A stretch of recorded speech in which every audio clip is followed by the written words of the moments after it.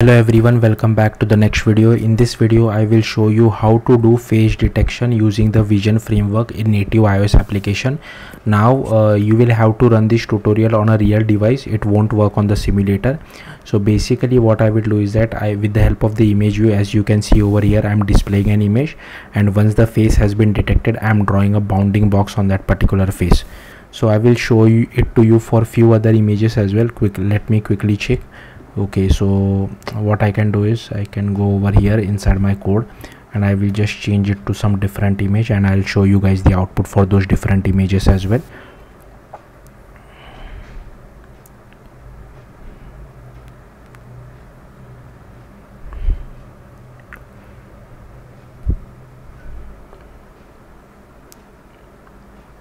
So here you can see the output for the second image.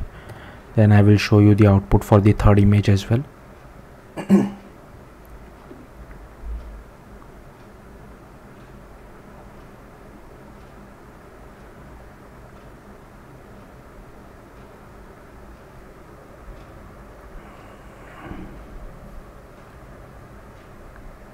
So here you can see the output for the third image. Now it is a little bit off, but I think that's fine. Then this is for the fourth image.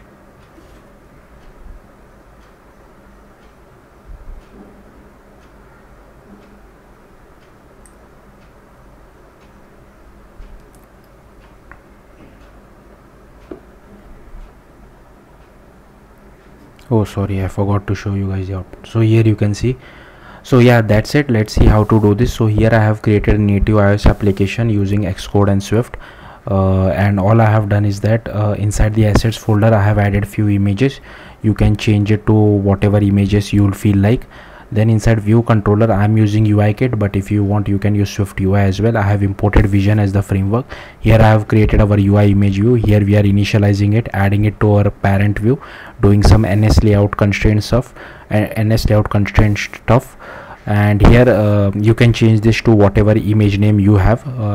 So yeah, here we are just creating a UI image, assigning it to our image view, then we convert it to a CI image, then we just do vn detect face request, face rectangle request, and here we just run this on the main thread.